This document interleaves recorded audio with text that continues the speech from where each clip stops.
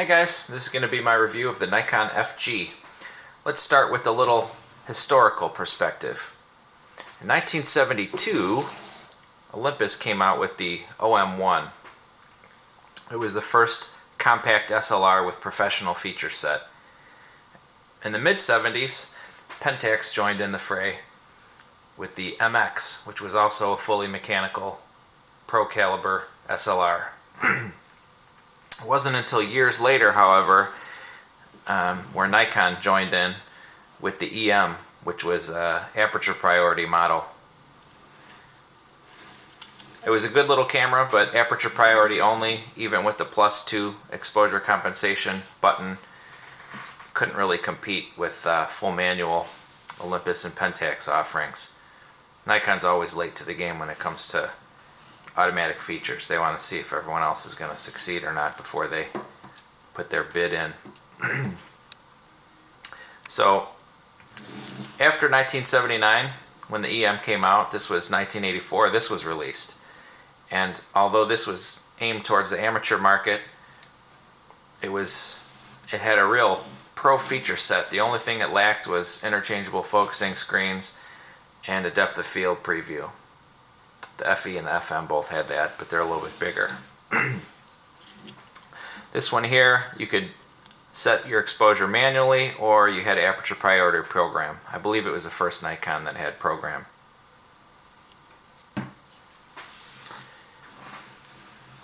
The photography world was moving forward. Everyone wanted to have some kind of auto exposure, whether it was just aperture priority or shutter priority. Canon kind of was going towards that, or program. This was the first Nikon with off the film through the lens metering. Interesting that they did that on an amateur focused SLR rather than one that was more aimed towards pros, like maybe the F3 or the FE or the FE2. It was also the first Nikon with program mode. Kind of interesting. You can see the off the film exposure or the off the film extended to the flash dedication too. It's got 4 contacts here. It uses 2 A76 alkaline batteries, either A76 or LR44, or if you're smart you'll get the SR44, which are the silver oxide ones. They're a little better as far as voltage stability and under low temperature swings. Maybe you noticed on the bottom, but it's got electrical contacts and locating pin and drive for motor drive. It would take 2 different motor drives. The MDE, which was 2 frames per second, and the I think it was MD14, which was 3.2 frames per second. Okay, let's get into the pros and the cons. Pros: very small but capable body. I've got medium-sized hands. If I had large hands, I might not want this camera. As it is, I can only get, zoom out a little bit here, I can only get 2 fingers on the body really when I'm holding it in a natural position. Pinky hangs down underneath, just like you're holding a bottle of beer. It's very affordable. The reason I got this actually was because I found a good deal on a couple of Nikon lenses at a thrift store. I didn't have any Nikon bodies, so I thought, oh, I'm going to go find an affordable Nikon body if there is such a thing. I didn't really want a knicker mat. I don't like that. If I'm going to have a round the lens shutter speed, then I'm going to have Olympus. I kind of like the vertically traveling metal shutter that the Nikons had by this time. This one had that vertically traveling metal shutter, even if it was limited to 90th of a second. Anyway, very affordable. I paid 30 bucks for this on eBay. In excellent condition. It only just has this one dent on the prism housing. It's also very light. So if you're looking for a compact, full-featured SLR for not too much money that takes Nikon lenses, this is one of just a few options. Yeah, so it takes that huge Nikon lens catalog. Speaking of which, it only takes AI or AIS lenses because it's got the auto indexing tab there. If you try to fit pre-AI lenses, you'll break it. You can use AFD lenses, but not G series or after. So that's something to keep in mind. This little finger grip here is quite handy. It doesn't look like much, but it's enough that you can grab it with your fingers so that you can carry it easily at your side without worrying about dropping it.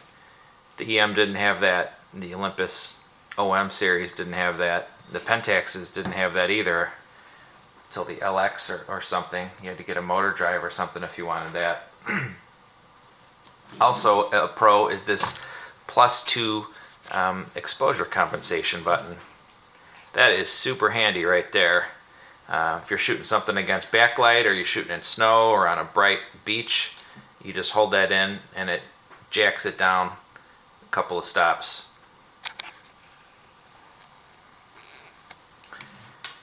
It has the 90th of a second mechanical shutter speed position. It's all the way back underneath here. I can't show it to you. And it has this film box end holder, which is just something simple, but I really like having that. If you put it in your closet for months at a time, you'll remember that there's film in it and what kind and how many exposures. Okay, onto the cons. It's got this exposure warning beeper right here, this little switch, and it's really kind of geared towards a 50mm lens. So if you go below a 60th of a second, it beeps. If you go above a 1,000th of a second, it also beeps. But it doesn't consider what you might need if you have a telephoto lens or a wide angle lens. There's no mirror lockup switch or button, so if you want to shoot astrophotography, this is the wrong thing. But it should be mentioned that when you use the self timer, the first thing it does is lock up the mirror. So for anything besides bulb shots, you're still good to go. Who is it for? It's for someone who's looking for a compact Nikon with auto exposure, who doesn't want to spend a mint on an FE2 or an F3 or whatever, relative mint. A good F3 is about 200 bucks at this time. This is only 30 bucks, so almost 10 times less. My rating, I'd give it about a 9 out of 10. If you go into it, knowing what to expect, it's not going to disappoint you. And what's it like to use? It's mostly just feels compact. This is pretty intuitive here, the shutter speed and function dial by the fingers. If you have big hands, you're probably not going to like this. You're not going to have room for all your fingers over here. Other than that, awesome camera. I give it 2 thumbs up. By the way, the lens is a Tokina ATX 28 to 85, 3.5 to 4.5 with macro focusing at just past 80mm. This is an awesome lens. The ATX series for Tokina was really almost prime quality in the zoom lens, and again, that was only 30 bucks on eBay because the aftermarket lenses were not valued as highly as the Nikkor lenses. Thanks for watching. Next time around, we'll hit the OM1N that you saw briefly at the beginning of the video. Bye.